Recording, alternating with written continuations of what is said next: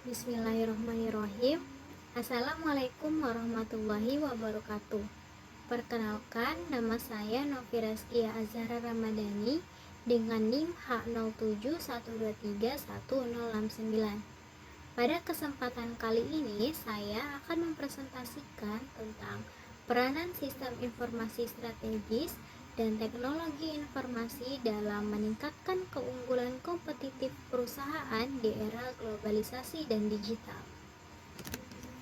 Adapun sebab-sebab materi yang akan saya bawakan adalah bab 1, sistem informasi dan keunggulan kompetitif, bab 2, pengembangan aplikasi perangkat lunak, bab 3, globalisasi dan teknologi informasi, bab 4, perdagangan elektronik, bab 5, etika dalam sistem informasi, dan bab 6 adalah tren masa depan dalam sistem informasi. Langsung saja kita akan masuk pada materi bab 1, yaitu sistem informasi dan keunggulan kompetitif. Sistem informasi atau SI adalah kombinasi dari teknologi, orang, dan proses yang bekerja sama untuk mengumpulkan, memproses, menyimpan, dan mendistribusikan informasi guna mendukung pengambilan keputusan, koordinasi, pengendalian, analisis, dan visualisasi dalam sebuah organisasi. Di level organisasi, SI dapat dikategorikan menjadi beberapa jenis utama, yaitu sistem informasi manajemen, sistem pendukung keputusan, dan sistem informasi eksekutif. Sistem informasi strategis dan keunggulannya. Sistem informasi strategis atau SIS adalah sistem informasi yang digunakan untuk mendukung atau membentuk strategi bisnis perusahaan. Adapun beberapa keunggulan dari sistem informasi strategis yaitu SIS dapat mengotomatiskan dan mengintegrasikan berbagai proses bisnis yang mengurangi biaya dan waktu produksi. Dengan menggunakan teknologi seperti Customer Relationship Management, perusahaan dapat meningkatkan layanan pelanggan mereka. SIS juga memungkinkan perusahaan untuk lebih cepat dan efisien dalam mengembangkan produk dan layanan baru. SIS juga menyediakan informasi dan analisis yang mendalam untuk membantu manajemen dan merumuskan strategi bisnis yang efektif. Lalu ada juga keunggulan kompetitif menurut Porter dan model rantai nilainya.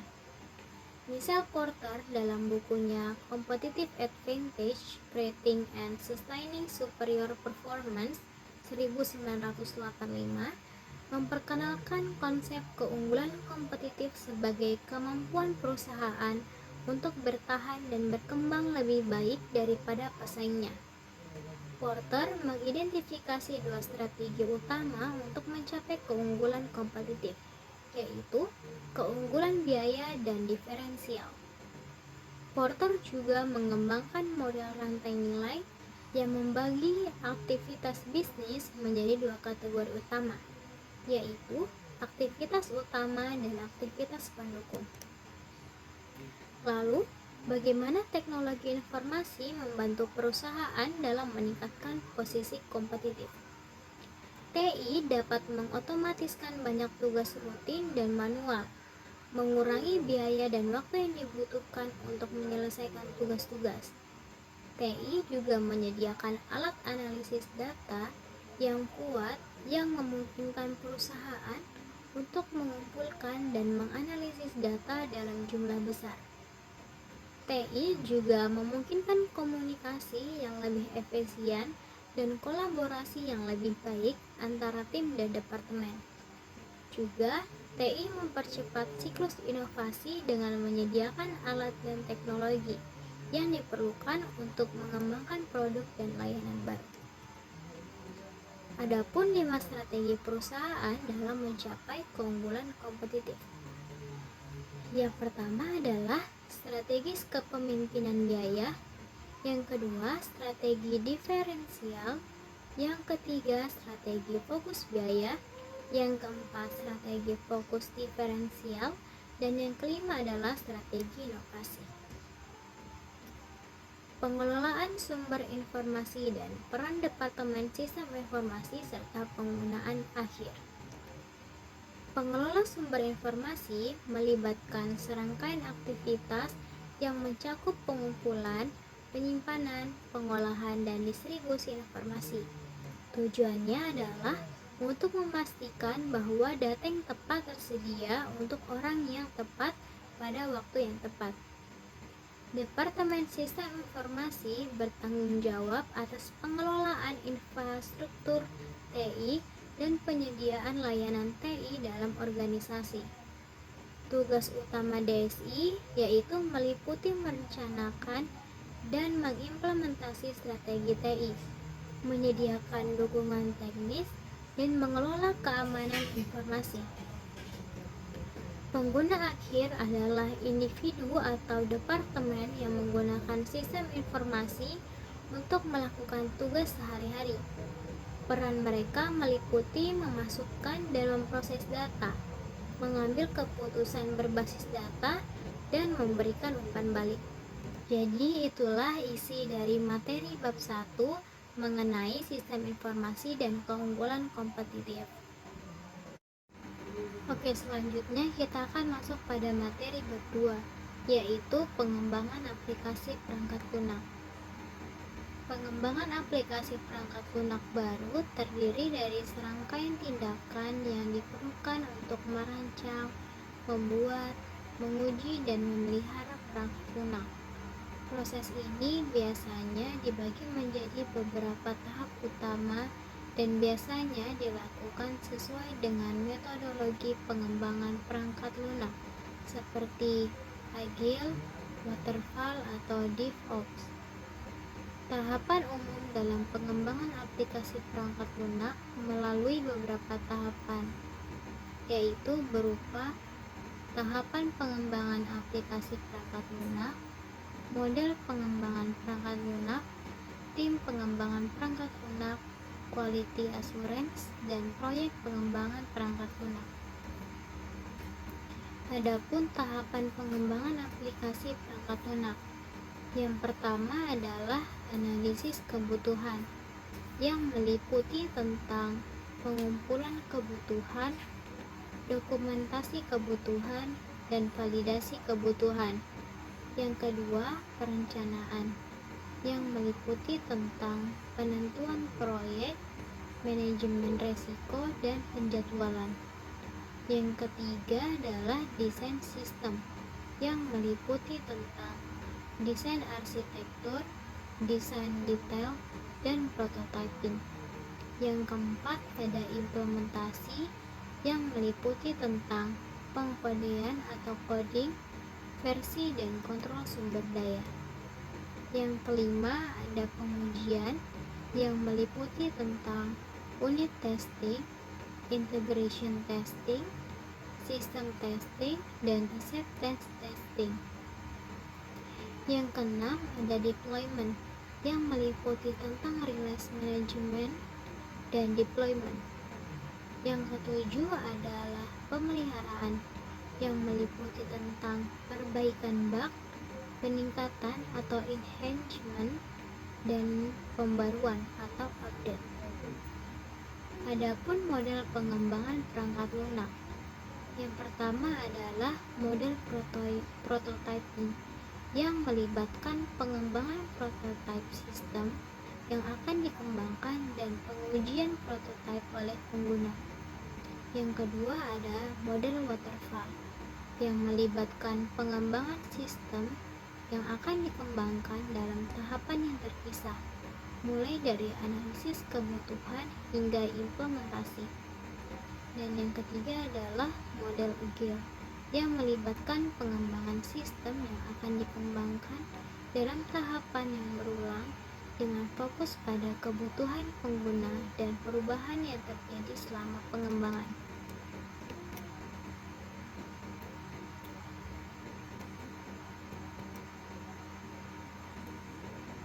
Juga, adapun tim pengembangan perangkat lunak, yang meliputi tentang pengembang atau developer, analisis bisnis atau business analyst, tester atau quality assurance, dan desainer atau user experience designer. Juga ada pun tools dan teknologi yang meliputi tentang integrated development environment, version control system atau VCS, database, dan bahasa pemrograman. Yang pertama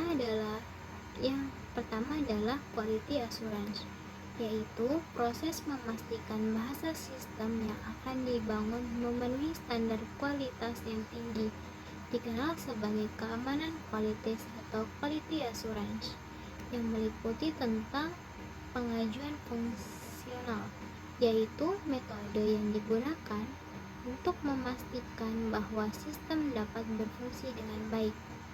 Juga ada pengajuan informasi, yaitu metode yang digunakan untuk memastikan bahwa sistem dapat berfungsi dengan baik dalam skala besar.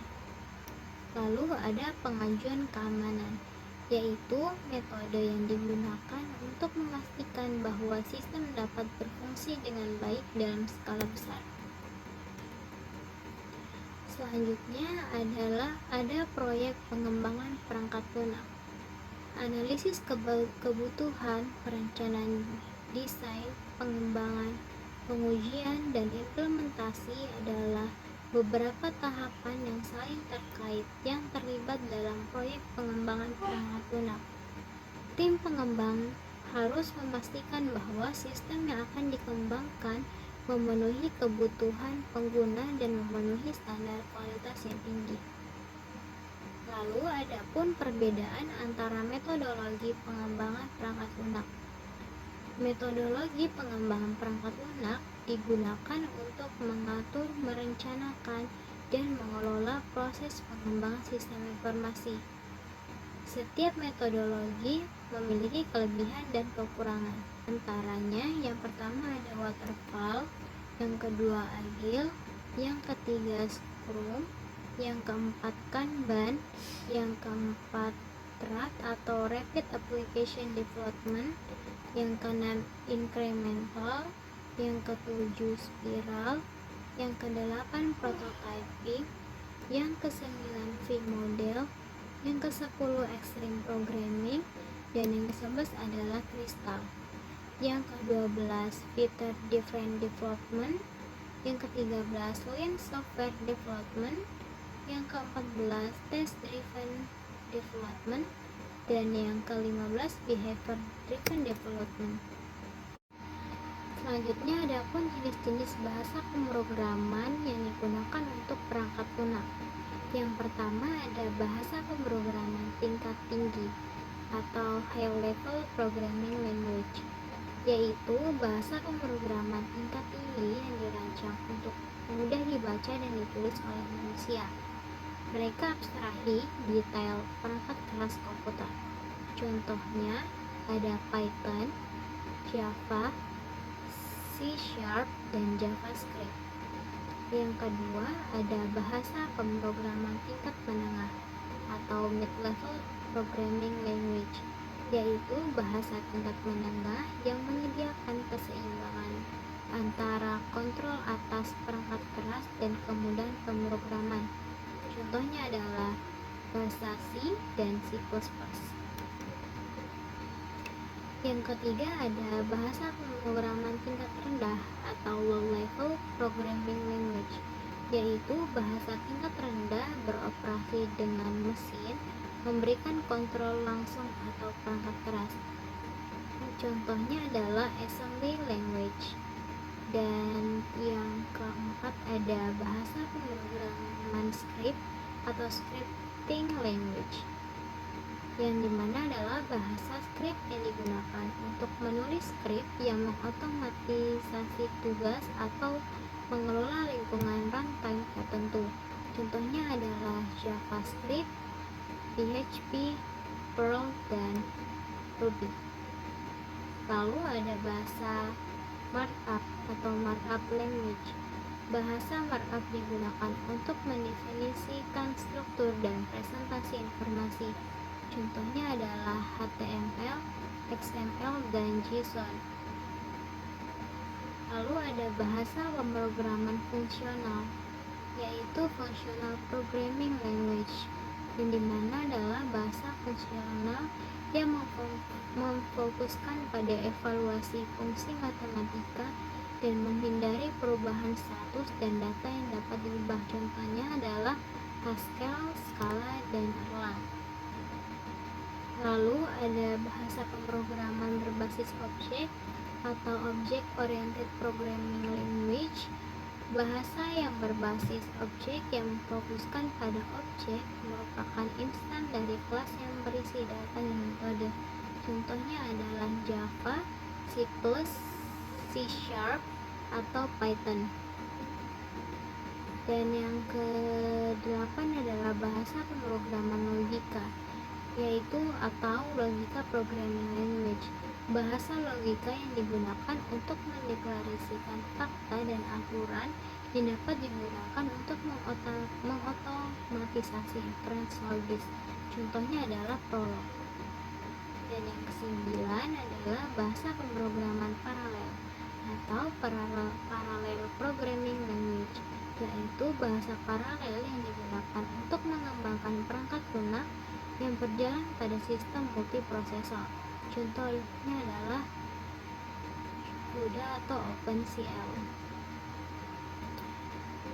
Ada juga beberapa masalah seputar pengembangan situs web dan aplikasi seluler. Masalah dalam pengembangan situs web. Yang pertama adalah kompatibilitas browser, responsivitas, kecepatan dan performa, keamanan, manajemen konten, SEO atau Search Engine Optimization. Lalu ada masalah dalam pengembangan aplikasi seluler yang meliputi tentang kompatibilitas perangkat, fragmentasi sistem operasi, kinerja dan konsumsi baterai, keamanan aplikasi, pengalaman pengguna atau UX, distribusi dan pembaruan, dan konektivitas dan sinkronisasi data. Ada 4 kebijakan implementasi utama. Untuk memastikan bahwa proses dan proyek berjalan dengan lancar dan mencapai tujuan yang diinginkan, organisasi menerapkan pedoman dan aturan yang dikenal sebagai kebijakan implementasi. Yang pertama ada kebijakan manajemen proyek. Kebijakan ini mengatur bagaimana proyek direncanakan, dilaksanakan, dipantau, dan diselesaikan. Tujuan utamanya untuk memastikan bahwa proyek diselesaikan tepat waktu, sesuai anggaran, dan memenuhi standar kualitas yang ditetapkan. Komponennya ada perencanaan, pengelolaan proyek, dan pengendalian proyek. Lalu yang kedua ada kebijakan keamanan informasi. Kebijakan ini bertujuan untuk melindungi informasi organisasi dari ancaman, kerentanan, dan insiden keamanan. Komponennya meliputi tentang akses kendali, pengelolaan ancaman dan kerentanan, pelatihan dan kesadaran, juga kebijakan penanggulangan insiden. Dan yang ketiga ada kebijakan pengembangan SDM. Kebijakan ini mengatur bagaimana organisasi mengelola, mengembangkan, dan mempertahankan karyawannya. Tujuannya untuk memastikan bahwa tenaga kerja yang kompeten, termotivasi, dan sejahtera. Komponennya itu meliputi tentang rekrutmen dan seleksi, pelatihan dan pengembangan, pengendalian proyek, dan kompensasi dan tunjangan. Dan yang keempat ada kebijakan pengelolaan teknologi informasi, yaitu kebijakan ini memastikan bahwa penggunaan teknologi informasi dalam organisasi mendukung tujuan bisnis dan dilakukan dengan cara yang efisien, aman, dan sesuai dengan regulasi komponen. Perencanaan TI, pengelolaan infrastruktur TI, manajemen layanan TI, dan kepatuhan dan audit TI. Itulah hasil dari materi bab 2 yang membahas tentang pengembangan aplikasi perangkat lunak. Selanjutnya kita masuk pada materi bab 3, yaitu globalisasi dan teknologi informasi. Sebelum itu kita harus mengerti dulu tentang konsep globalisasi. Globalisasi adalah proses yang mencakup sebab, arus, dan akibat dari integrasi transnasional dan transkultural oleh kegiatan manusia dan juga non-manusia. Dengan kata lain, ini terjadi dikarenakan oleh pertukaran pandangan dunia, produk, juga pemikiran serta aspek-aspek kebudayaan lainnya. Proses penyebaran, pelebaran, atau percepatan koneksi antar manusia inilah yang disebut globalisasi. Globalisasi memiliki pengaruh besar terhadap perubahan di dunia sebagai perkembangan kontemporer. Oleh globalisasi, perkembangan budaya dipengaruhi oleh secara signifikan sehingga membawa perubahan baru. Efek globalisasi yang dapat menghubungkan daerah-daerah terpencil membentuk peristiwa-peristiwa di tempat lain berdasarkan kejadian lokal maupun sebaliknya. Adapun peran IT dalam globalisasi. Perkembangan teknologi yang semakin pesat memengaruhi penyebaran informasi dari suatu tempat ke tempat lainnya.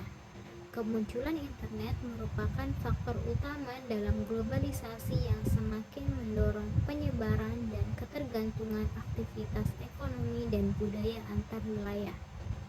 Berikut adalah peran-peran IT dalam globalisasi.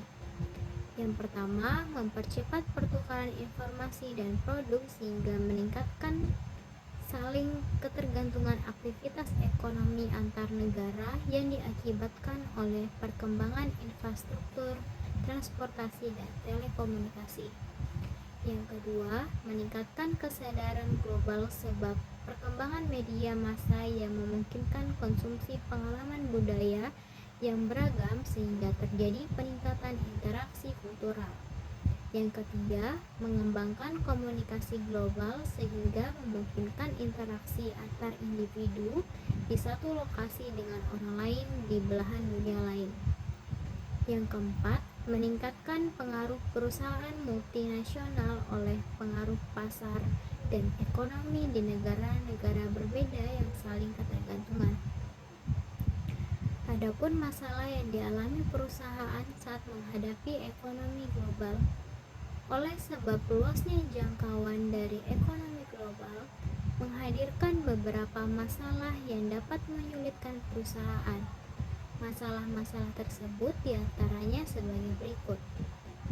Yang pertama, kompleksitas manajemen. Ekonomi global memiliki jangkauan yang universal sehingga operasionalnya pun lebih luas. Oleh karena itu, dalam manajemennya pun lebih kompleks agar dapat mencapai efisiensi dan efektivitas. Kedua, pengaruh teknologi dan digitalisasi. Teknologi yang terus berubah seiring berkembangnya zaman menyebabkan perusahaan harus beradaptasi agar tetap mampu dalam berkompetisi. Yang ketiga, ketergantungan sumber daya. Perusahaan multinasional tentu membutuhkan lebih banyak sumber daya sehingga bergantung pada sumber daya ataupun tenaga kerja yang terbatas. Yang keempat, cyber security. Semakin besar perusahaan, maka semakin luas juga arah ancaman yang mungkin datang. Salah satu ancaman terbesar adalah keamanan data perusahaan. Pencurian data dan data perusahaan dapat membahayakan perusahaan jika digunakan oleh kompetitor. Yang kelima, pengaruh ekonomi global. Perusahaan harus mempertimbangkan pengaruh ekonomi global seperti krisis keuangan, perubahan pasar, dan perubahan kebijakan ekonomi. Pengaruh ini dapat mempengaruhi keberlangsungan bisnis dan memerlukan strategi adaptasi yang tepat. Adapun kesenjangan digital. Kesenjangan digital merupakan kesenjangan antara yang kaya teknologi dan yang miskin teknologi. Dalam artian, kesenjangan digital adalah perbedaan antara orang-orang yang dapat mampu mengakses teknologi dengan orang yang tidak dapat mengakses teknologi. Kesenjangan ini dapat dilihat dari perbedaan kemampuan digital antara orang-orang yang telah memiliki akses teknologi dan mereka yang tidak memiliki akses terhadap teknologi, yang pada akhirnya berdampak pada ketidaksetaraan hasil. Berikut adalah 3 tahapan kesenjangan sosial menurut Nielsen. Yang pertama adalah penggunaan media digital. Nielsen menemukan bahwa 64% pemirsa di Asia memilih layanan video streaming, tetapi TV tradisional masih mendominasi anggaran iklan. Hal ini menunjukkan bahwa kesenjangan digital dapat dilihat dalam penggunaan media digital yang berbeda-beda di antara berbagai negara dan populasi. Yang kedua, penggunaan teknologi mobile.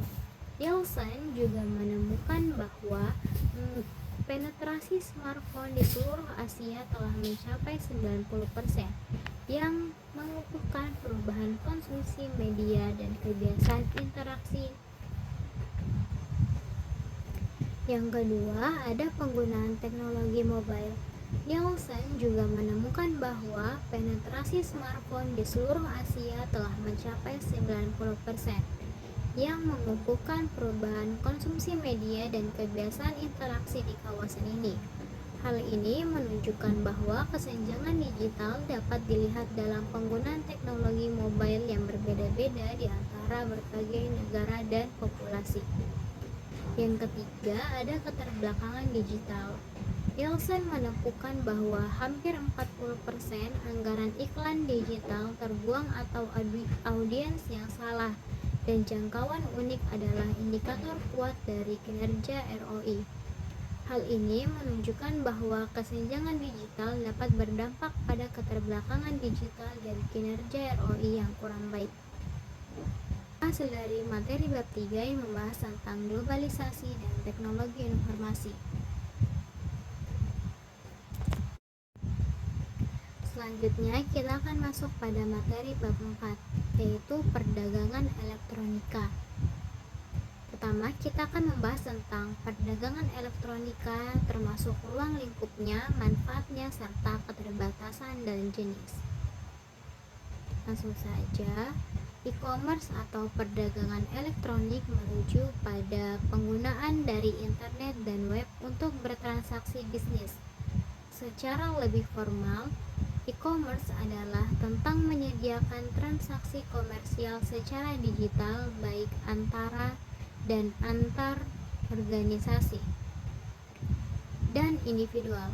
Hal ini berarti bahwa transaksi komersial yang terjadi pada internet dan web melibatkan pertukaran nilai, melintasi batasan organisasi atau individu sebagai imbal hasil dari produk dan jasa.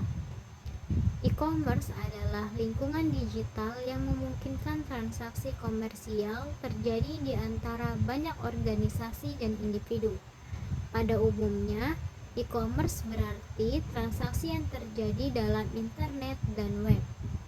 Transaksi komersial melibatkan pertukaran nilai, misalnya uang, melintasi batas-batas organisasi atau individu sebagai imbalan atau barang dan jasa. E-commerce dimulai pada tahun 1995 ketika salah satu portal internet yang pertama, Netscape.com, menerima iklan pertama dari perusahaan-perusahaan besar dan mempopulerkan ide bahwa web dapat digunakan sebagai medium baru untuk beriklan dan berjualan. Purbo dan Wahyudi 2001 dalam Rahmidani 2015 mengatakan bahwa perusahaan yang menggunakan e-commerce akan mendapatkan keuntungan-keuntungan, yaitu yang pertama adalah revenue stream, terbukanya aliran pendapatan baru yang lebih menjanjikan, yang tidak ditemui pada sistem transaksi tradisional. Yang kedua, meningkatkan market exposure. Yang ketiga, operating cost dan menurunkan biaya operasional. Yang keempat, global reach, melebarkan jangkauan. Yang kelima, customer loyalty, meningkatkan kesetiaan pelanggan. Yang keenam, supplier management, meningkatkan manajemen pemasok. Yang ketujuh, memperpendek waktu produksi. Dan yang kedelapan, value chain, meningkatkan rantai nilai. Manfaat e-commerce adalah berbagai keuntungan yang diperoleh oleh perusahaan dan pelanggan melalui elektronika secara daring. Berikut adalah beberapa manfaat e-commerce yang signifikan. Yang pertama, ada memperluas jangkauan pasar. E-commerce memungkinkan perusahaan untuk menjangkau pasar yang lebih luas, baik dalam negeri maupun global, tanpa perlu membuka toko fisik di setiap lokasi. Yang kedua, efisiensi biaya sewa tempat. Dengan memiliki toko online, perusahaan tidak perlu lagi membangun toko di satu area untuk menjangkau target pasar baru, menghemat biaya sewa tempat. Dan yang ketiga, efisiensi biaya operasional. E-commerce menghemat biaya operasional dengan tidak perlu melengkapi gerai, membayar sewa, atau memperkerjakan banyak pekerja. Yang keempat, proses transaksi lebih cepat. E-commerce memungkinkan pelanggan untuk berbelanja lebih cepat dan mudah, menghemat waktu untuk menemukan barang yang mereka inginkan. Yang kelima, pendaftaran toko dan produk mudah. E-commerce memudahkan proses pendaftaran toko dan produk, sehingga perusahaan dapat lebih cepat dan mudah memasarkan produknya. Yang keenam, lebih hemat. E-commerce memungkinkan perusahaan untuk menghemat biaya pemasaran dan periklanan, serta biaya operasional yang lebih rendah. Yang ketujuh, pelanggan lebih. E-commerce memungkinkan perusahaan untuk menjangkau pelanggan yang lebih luas dan meningkatkan loyalitas pelanggan dengan berbagai fitur dan layanan yang tersedia. Adapun manfaat e-commerce bagi pelanggan. Yang pertama, ada fleksibilitas pengiriman. E-commerce memungkinkan pelanggan untuk mendapatkan barang pesanan melalui pengiriman dengan jasa ekspedisi, sehingga proses pengiriman menjadi lebih lancar. Dan yang kedua, kemudahan pembayaran dan catatan transaksi. E-commerce menyediakan beragam metode pembayaran seperti transfer bank, kartu kredit, e-wallet, dan pembayar digital lainnya. Ini memudahkan pelanggan dalam memilih cara pembayaran yang paling nyaman bagi mereka. Selain itu, pelanggan juga mendapatkan catatan transaksi yang lengkap dan mudah diakses. Yang ketiga, akses ke produk yang lebih beragam. Melalui e-commerce, pelanggan memiliki akses ke berbagai produk dari seluruh dunia yang mungkin tidak tersedia di toko fisik lokal. Ini memberikan pelanggan lebih banyak pilihan dan kesempatan untuk menemukan produk yang lebih sesuai dengan kebutuhan dan preferensi mereka. Yang keempat, harga yang lebih kompetitif. E-commerce sering menawarkan harga yang lebih kompetitif dibandingkan toko fisik, karena penjual dapat menghemat biaya operasional. Selain itu, pelanggan juga dapat dengan mudah membandingkan harga dari berbagai penjual untuk mendapatkan penawaran terbaik. Yang kelima, kemudahan akses dan kenyamanan berbelanja. E-commerce memungkinkan pelanggan untuk berbelanja kapan saja dan di mana saja, hanya dengan perangkat yang terhubung ke internet. Ini memberikan kenyamanan lebih karena pelanggan tidak perlu mengunjungi toko fisik, menghemat waktu dan usaha. Dengan demikian, e-commerce memberikan berbagai manfaat yang signifikan bagi perusahaan dan pelanggan, termasuk memperluas jangkauan pasar, menghemat biaya, mempermudah proses transaksi, dan meningkatkan fleksibilitas pengiriman dan pembayaran. Di samping banyaknya manfaat dan keuntungan, e-commerce memiliki beberapa keterbatasan teknologi yang perlu dipertimbangkan. Salah satunya keterbatasan tersebut adalah tidak adanya standar yang diterima secara universal untuk kualitas dan keamanan. Hal ini berarti perusahaan harus berinvestasi dalam teknologi dan prosedur yang lebih baik untuk memastikan keamanan transaksi. Selain itu, keterbatasan bandwidth telekomunikasi juga dapat menyebabkan hambatan dalam pengiriman data dan transaksi. Oleh karena itu, perusahaan harus berinvestasi dalam infrastruktur yang lebih baik untuk memastikan kualitas pengiriman data. Keterbatasan dalam teknologi juga dapat menjadi hambatan bagi e-commerce. Salah satu contoh adalah masalah keamanan dan privasi.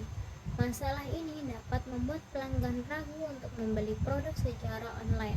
Oleh karena itu, perusahaan harus berinvestasi dalam strategi pemasaran yang lebih baik untuk meningkatkan kepercayaan pelanggan. Selain itu, beberapa pelanggan juga membutuhkan untuk merasakan dan menyentuh produk sebelum membelinya, sehingga e-commerce harus menawarkan fitur yang memungkinkan pelanggan untuk melihat dan memahami produk sebelum membelinya. Keterbatasan lainnya adalah beberapa pelanggan yang tidak percaya pada transaksi yang tidak menggunakan kertas dan tidak bertatap muka. Hal ini berarti perusahaan harus berinvestasi dalam strategi pemasaran yang lebih baik untuk meningkatkan kepercayaan pelanggan. Selain itu, meningkatnya penipuan online juga dapat menjadi hambatan bagi beberapa pelanggan untuk menggunakan e-commerce. Oleh karena itu, perusahaan harus berinvestasi dalam teknologi keamanan yang lebih baik untuk memastikan keamanan transaksi. Selanjutnya, perbedaan antara dagang elektronik murni dan parsial. Perdagangan elektronik murni adalah transaksi elektronik yang hanya melibatkan pemesanan dan pembayaran melalui internet. Dalam perdagangan elektronik murni, pelanggan dapat membeli produk secara online melalui situs web toko online tanpa perlu berinteraksi langsung dengan penjual. Proses bisnis hanya terjadi secara online dan tidak melibatkan interaksi langsung antara pelanggan dan penjual.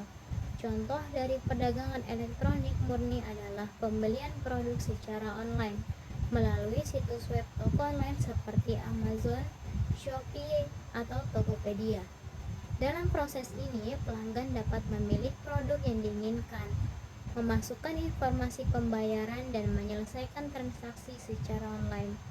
Penjual tidak perlu berinteraksi langsung dengan pelanggan, dan produk hanya dikirimkan ke pelanggan setelah proses pembayaran selesai. Perdagangan elektronik murni memiliki beberapa kelebihan, seperti yang pertama adalah efisiensi biaya. Perdagangan elektronik murni dapat menghemat biaya operasional karena tidak perlu membuka toko fisik atau menghabiskan biaya tenaga kerja. Yang kedua, lebih cepat. Perdagangan elektronik murni dapat memungkinkan pelanggan untuk membeli produk dengan lebih cepat dan mudah karena proses transaksi dapat diselesaikan secara online. Yang ketiga, lebih luas. Perdagangan elektronik murni dapat memungkinkan penjual untuk menjangkau pasar yang lebih luas karena tidak terbatas oleh lokasi fisik. Namun, perdagangan elektronik murni juga memiliki beberapa kelemahan, seperti yang pertama, tidak ada interaksi langsung. Perdagangan elektronik murni tidak memungkinkan pelanggan untuk berinteraksi langsung dengan penjual, sehingga dapat menyebabkan kesulitan dan mengembalikan atau menyelesaikan masalah. Yang kedua, tidak ada pengalaman fisik. Perdagangan elektronik murni tidak memungkinkan pelanggan untuk merasakan produk secara langsung, sehingga dapat menyebabkan kesulitan dalam memutuskan produk yang tepat. Perdagangan elektronik parsial adalah transaksi elektronik yang melibatkan pemesanan dan pembayaran melalui internet, serta interaksi langsung antara pelanggan dan penjual. Dalam perdagangan perdagangan elektronik parsial, pelanggan dapat membeli produk secara online melalui situs web toko online, serta berinteraksi langsung dengan penjual untuk mengembalikan produk atau menyelesaikan masalah. Contoh dari perdagangan elektronik parsial adalah pembelian produk secara online melalui situs web toko online, serta pengiriman produk ke pelanggan. Dalam proses ini, pelanggan dapat memilih produk yang diinginkan, memasukkan informasi pembayaran, dan menyelesaikan transaksi secara online. Penjual kemudian mengirimkan produk ke pelanggan dan pelanggan dapat berinteraksi langsung dengan penjual untuk mengembalikan produk atau menyelesaikan masalah.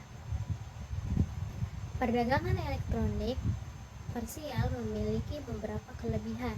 Seperti yang pertama adalah interaksi langsung. Perdagangan elektronik parsial memungkinkan pelanggan untuk berinteraksi langsung dengan penjual, sehingga dapat lebih mudah mengembalikan produk atau menyelesaikan masalah. Yang kedua, pengalaman fisik. Perdagangan elektronik parsial memungkinkan pelanggan untuk merasakan secara langsung, sehingga dapat lebih mudah memutuskan produk yang tepat. Namun, perdagangan elektronik parsial juga memiliki beberapa kelemahan. Seperti yang pertama adalah biaya operasional yang tinggi. Perdagangan elektronik parsial dapat memerlukan biaya operasional yang lebih tinggi karena harus membuka toko fisik dan menghabiskan biaya tenaga kerja. Dan yang kedua adalah lebih rumit. Perdagangan elektronik parsial dapat lebih rumit karena melibatkan interaksi langsung antara pelanggan dan penjual, sehingga dapat menyebabkan kesulitan dan mengembalikan produk atau menyelesaikan masalah. Dengan demikian, perbedaan antara perdagangan elektronik murni dan parsial terletak pada tingkat interaksi langsung antara pelanggan dan penjual. Perdagangan elektronik murni hanya melibatkan pemesanan dan pembayaran melalui internet, sedangkan perdagangan elektronik parsial melibatkan interaksi langsung antara pelanggan dan penjual serta pengiriman produk ke pelanggan. Selanjutnya, bentuk-bentuk perdagangan elektronik. E-commerce diklasifikasikan berdasarkan tujuan, target market, dan cara bertransaksi. Berikut adalah jenis-jenis e-commerce secara umum. Business to business (B2B) adalah jenis e-commerce yang melibatkan transaksi antara dua belah pihak yang sama-sama memiliki kepentingan bisnis. Dua belah pihak ini saling mengerti dan mengetahui bisnis yang dijalankan.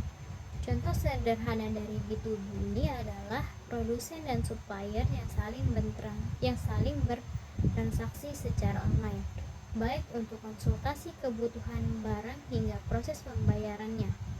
B2B biasanya melibatkan transaksi yang lebih besar dan kompleks serta memerlukan proses yang lebih formal dan profesional. Dalam B2B, transaksi dilakukan secara online dan biasanya melibatkan proses yang lebih formal dan profesional. Contoh lain dari B2B adalah transaksi antara produsen dan distributor, di mana produsen menjual produk ke distributor yang kemudian menjual ke konsumen. Dengan demikian, B2B memungkinkan bisnis untuk meningkatkan efisiensi operasional dan meningkatkan keunggulan kompetitif. Yang kedua ada business to consumer. B2C adalah jenis e-commerce yang melibatkan transaksi antara bisnis dan end user. Contoh nyata dari model B2C adalah toko online seperti Amazon, Shopee, dan Tokopedia, di mana pelanggan dapat memilih membeli dan menerima produk dengan beberapa klik saja. B2C biasanya melibatkan transaksi yang lebih kecil dan lebih mudah, serta memerlukan proses yang lebih cepat dan lebih fleksibel. Yang ketiga, consumer to consumer (C2C). C2C adalah jenis e-commerce yang melibatkan transaksi elektronik barang atau jasa antar pelanggan. Proses transaksi yang dilakukan ini melalui pihak ketiga yang menyediakan platform online. Contoh dari C2C adalah marketplace seperti Tokopedia, Bukalapak, OLX, dan GDID di platform ini. Pelanggan dapat penjual atau membeli produk dari atau ke pelanggan lain. C2C biasa melibatkan transaksi yang lebih kecil dan lebih mudah, serta memerlukan proses yang lebih cepat dan lebih fleksibel. Yang keempat ada consumer to business C2B. Jenis e-commerce C2B adalah kebalikan dari C2C. Di website dengan jenis ini terjadi transaksi dari konsumen perusahaan. Contoh dari C2B adalah platform yang menyediakan jasa perorangan untuk mendukung aktivitas bisnis, serta freelancer dengan harga-harga yang beragam. C2B biasanya melibatkan transaksi yang lebih kecil dan lebih mudah serta memerlukan proses yang lebih cepat dan lebih fleksibel.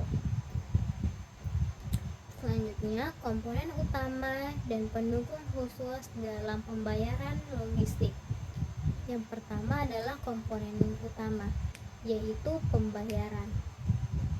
Pembayaran meliputi tentang gateway pembayaran, prosesor pembayaran, bank penerbit, dan bank acquirer.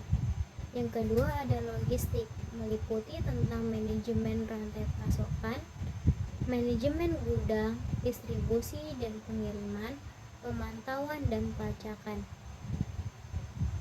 Juga ada komponen pendukung yang meliputi tentang pembayaran. Yang pertama ada keamanan pembayaran yang meliputi tentang autentikasi dua faktor, enkripsi data, penanganan kecurangan. Selanjutnya ada manajemen pelanggan yang meliputi tentang layanan pelanggan, portal pelanggan. Selanjutnya ada analisis pembayaran yang meliputi tentang manajemen risiko dan pelaporan keuangan. Juga ada logistik yang meliputi tentang optimasi rute, perancangan rute, manajemen inventaris.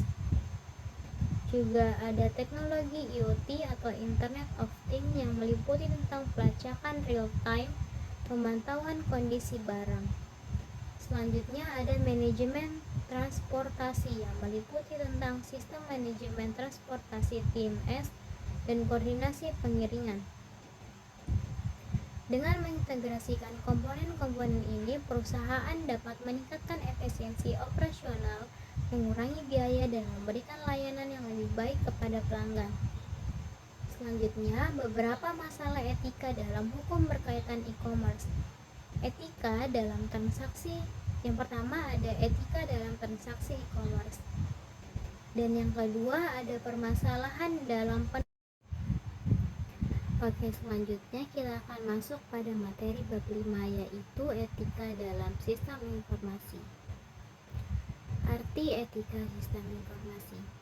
Etika sistem informasi atau Information System Ethics merujuk pada prinsip-prinsip benar dan salah yang digunakan oleh individu yang bertindak sebagai pelaku moral yang bebas untuk membuat keputusan dan mengarahkan perilakunya dalam penggunaan teknologi informasi. Etika sistem informasi mencakup aspek-aspek seperti privacy, hak kekayaan intelektual, representasi yang adil, dan non-kejahatan jabatan, serta mempertimbangkan implikasi etis dari pemanfaatan teknologi informasi pada karyawan dan masyarakat. Dalam implementasi dunia komputer, etika sistem informasi harus ditegakkan untuk tidak mengganggu tatanan sosial dan kemasyarakatan. B. Kode etik, kelebihan dan kekurangannya. Arti kode etik itu sendiri adalah suatu set standar moral yang diterapkan dalam suatu organisasi, profesi, atau industri untuk mengarahkan perilaku dan keputusan para anggotanya.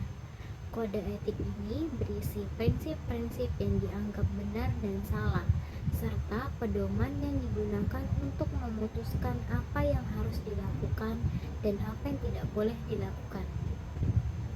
Adapun kelebihan dari kode etik, yaitu yang pertama mengarahkan perilaku. Kode etik membantu mengarahkan perilaku pada anggota organisasi agar sesuai dengan standar moral yang telah ditetapkan. Yang kedua, meningkatkan kesadaran. Kode etik meningkatkan kesadaran para anggota tentang implikasi etis dari keputusan dan tindakan mereka. Yang ketiga, mengurangi konflik. Kode etik membantu mengurangi konflik yang timbul dari perbedaan pendapat dan nilai yang berbeda. Yang keempat, meningkatkan kepercayaan. Kode etik meningkatkan kepercayaan masyarakat terhadap organisasi dan profesi. Juga ada kekurangan dari kode etik, meliputi tentang pertama adalah keterbatasan. Kode etik tidak dapat menjamin bahwa para anggota akan selalu mengikuti standar moral yang telah ditetapkan. Yang kedua, ketergantungan pada kesadaran. Kode etik bergantung pada kesadaran para anggota untuk memahami dan mengikuti standar moral yang telah ditetapkan. Yang ketiga, keterbatasan dalam mengatasi konflik. Kode etik tidak dapat menjamin bahwa konflik yang timbul dapat segera diatasi. Yang keempat, ketergantungan pada kepemimpinan. Kode etik bergantung pada kebijakan dan pengawasan dari pimpinan organisasi untuk diterapkan dan diawasi. Dengan demikian, kode etik memiliki peran penting dalam mengarahkan perilaku para anggota organisasi dan meningkatkan kesadaran etis. Namun, kode etik juga memiliki keterbatasan yang harus dipertimbangkan dalam implementasinya. Selanjutnya, ada kekayaan intelektual yang meliputi tentang hak cipta, paten, dan merek dagang. Kekayaan intelektual atau intellectual property adalah hak-hak yang diberikan oleh hukum untuk melindungi hasil karya intelektual seperti ide, penemuan, desain, dan karya seni. Kekayaan intelektual meliputi hak cipta, paten, merek dagang, dan hak milik lainnya. Adapun yang pertama adalah hak cipta. Hak cipta atau copyright adalah hak yang diberikan oleh hukum untuk melindungi karya-karya budaya seperti buku, lagu, film, dan karya seni lainnya. Hak cipta memberikan hak kepada pemilik untuk menggunakan karya. Hak cipta memberikan hak kepada pemilik untuk menggunakan karya mereka sendiri, lalu mengubah karya. Hak cipta memberikan hak kepada pemilik untuk mengubah karya mereka sendiri, juga mengedarkan karya. Hak cipta memberikan hak kepada pemilik untuk mengedarkan karya-karya mereka sendiri.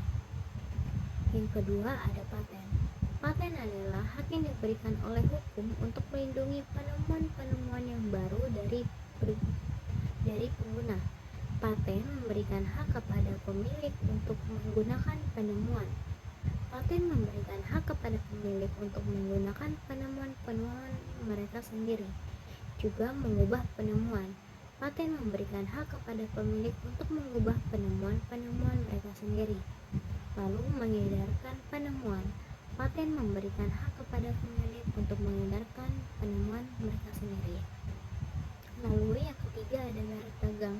Merek dagang atau trademark adalah hak yang diberikan oleh hukum untuk melindungi nama, logo, atau desain yang digunakan oleh suatu perusahaan atau individu untuk membedakan produk atau jasa mereka dari produk atau jasa lainnya. Merek dagang memberikan hak kepada pemilik untuk menggunakan merek. Merek dagang memberikan hak kepada pemilik untuk menggunakan merek mereka sendiri. Juga dapat mengubah merek. Merek dagang memberikan hak kepada pemilik untuk mengubah merek mereka sendiri. Juga ada mengedarkan merek. Merek dagang memberikan hak kepada pemilik untuk mengedarkan merek mereka sendiri. Adapun perlindungan yang diberikan hak cipta, paten, dan merek dagang meliputi yang pertama, hak untuk menggunakan karya penemuan atau merek tanpa hak pemilik lainnya. Yang kedua, hak untuk mengubah karya, penemuan atau merek tanpa hak milik lainnya. Yang ketiga, hak untuk mengedarkan karya, penemuan atau merek tanpa hak milik lainnya. Dan yang keempat, hak untuk menghentikan pengguna. Juga yang kelima adalah hak untuk menghentikan penggunaan karya, penemuan atau merek tanpa hak milik lainnya yang tidak sah. Dengan demikian, kekayaan intelektual memberikan perlindungan yang diperlukan bagi para pemilik karya, penemuan dan merek untuk melindungi hasil karya mereka dan mempertahankan hak milik mereka. Lalu, ada tantangan yang dibawa teknologi informasi ke privasi individu. Teknologi informasi telah membawa berbagai tantangan ke privasi individu. Berikut adalah beberapa contoh tantangan tersebut. Yang pertama adalah pertumbuhan data yang eksplosif. Pertumbuhan data yang eksplosif membawa tantangan etis yang signifikan, terutama terkait dengan data pribadi yang sangat sensitif. Data pribadi dapat terjebak dalam arus dan data besar, meningkatkan risiko pelanggaran privasi. Oleh karena itu, perlu adanya pemikiran etis dan cara data dikumpulkan, disimpan, dan digunakan. Yang kedua, ada teknologi pelacakan dan pemantauan. Teknologi pelacakan dan pemantauan telah mencapai tingkat kecanggihan yang memungkinkan individu untuk dilacak dalam segala hal. Tantangan etika muncul dalam pertanyaan sejauh mana pemantauan dapat dilakukan tanpa mengorbankan privasi. Ini menimbulkan perdebatan tentang batasan yang harus diterapkan untuk menjaga keseimbangan antara manfaat teknologi dan hak privasi individu. Yang ketiga, pengolahan big data dan analisis prediktif. Pengolahan big data dan analisis produktif memungkinkan organisasi untuk mengidentifikasi tren dan pola dengan tingkat akurasi yang tinggi. Namun, muncul pertanyaan etika mengenai bagaimana data pribadi digunakan untuk mengambil keputusan yang dapat mempengaruhi hidup seseorang. Penting untuk memastikan bahwa penggunaan data ini dilakukan secara transparan dan bertanggung jawab. Yang keempat, ada keterlibatan pengguna dalam pengambilan keputusan. Tantangan etika juga muncul ketika pengguna diberikan kontrol atau atas data pribadi mereka. Banyak pengguna mungkin tidak memahami implikasi dari keputusan yang mereka buat terkait data mereka. Oleh karena itu, edukasi dan transparansi mengenai penggunaan data sangat penting untuk membantu pengguna membuat keputusan yang lebih bijaksana. Yang kelima, ada permasalahan keamanan dan pelanggaran data. Pelanggaran data dan serangan cyber dapat mengakibatkan kebocoran informasi pribadi yang serius. Etika datang ke dalam pertanyaan ketika kita membahas bagaimana organisasi merespon pelanggaran data, bagaimana mereka melibatkan individu yang terkena dampak, dan bagaimana mencegahnya dengan implementasi kebijakan keamanan yang etis. Respon yang cepat dan transparan dari organisasi sangat penting untuk memitigasi dampak pelanggaran data. Yang keenam, kurangnya kesadaran dan pemahaman. Tantangan terbesar privasi data di era digital adalah kurangnya kesadaran dan pemahaman masyarakat akan pentingnya pelindungan informasi pribadi mereka. Banyak individu tidak menyadari risiko yang terkait dengan berbagi data pribadi secara sembarangan. Oleh karena itu, peningkatan literasi digital dan kampanye edukasi sangat diperlukan untuk meningkatkan kesadaran masyarakat. Yang ketujuh, hoax dan doxing. Maraknya hoax dan doxing dapat menyebabkan data pribadi individu disebarkan tanpa izin mereka. Literasi digital masyarakat yang masih rendah dan pemahaman yang kurang tentang pentingnya menjaga data pribadi memperburuk masalah ini. Perlu adanya upaya bersama untuk meningkatkan kesadaran tentang bahaya hoaks dan doxing serta pentingnya menjaga data pribadi. Yang kedelapan, ada keterbatasan regulasi. Undang-undang privasi seperti GDPR membantu melindungi hak individu terhadap pengumpulan dan penggunaan data pribadi mereka oleh perusahaan dan organisasi. Namun masih diperlukan regulasi yang lebih ketat untuk melindungi privasi individu dalam era digital. Regulasi yang lebih komprehensif dan penegakan yang lebih kuat akan membantu menciptakan lingkungan yang lebih aman bagi data pribadi individu. Dengan demikian, teknologi informasi telah membawa berbagai tantangan ke privasi individu dan perlu adanya pemikiran etis dan regulasi yang lebih ketat untuk melindungi hak privasi individu. Itulah hasil dari materi bab 5 mengenai etika dalam sistem informasi. Selanjutnya kita akan masuk pada materi bab 6, tren masa depan dalam sistem informasi. Tren masa depan dalam sistem informasi. Tren masa depan dalam sistem informasi mencerminkan evolusi teknologi yang terus berlangsung dan bagaimana teknologi ini akan membentuk strategi bisnis di masa depan. Beberapa tren utama yang diprediksi dan akan mendominasi adalah sebagai berikut. Yang pertama adalah kecerdasan buatan dan pembelajaran mesin. Penggunaan kecerdasan buatan atau AI dan pembelajaran machine learning akan semakin mendalam dan luas. Sistem informasi akan lebih mampu mengolah data secara otomatis, membuat prediksi yang lebih akurat, dan memberikan rekomendasi yang lebih baik untuk mengambil keputusan. Yang kedua, Internet of Things atau IoT. IoT akan terus berkembang dengan lebih banyak perangkat yang terhubung, menciptakan ekosistem yang lebih kompleks dan interkoneksi yang lebih luas. Data yang dihasilkan oleh perangkat IoT akan digunakan untuk meningkatkan efisiensi operasional dan pengalaman pengguna. Yang ketiga, blockchain dan teknologi buku besar terdistribusi. Teknologi blockchain akan semakin diadopsi untuk berbagai aplikasi, termasuk manajemen rantai pasokan, keamanan data, dan transaksi keuangan. Keamanan dan transparansi yang ditawarkan oleh blockchain akan menjadi daya tarik utama bagi berbagai industri. Yang keempat, komputasi awan atau cloud computing. Tren menuju adopsi cloud akan terus berlanjut dengan semakin banyak perusahaan yang mengalihkan infrastruktur TI mereka ke cloud. Ini akan memungkinkan skalabilitas yang lebih besar, fleksibilitas operasional, dan pengurangan biaya.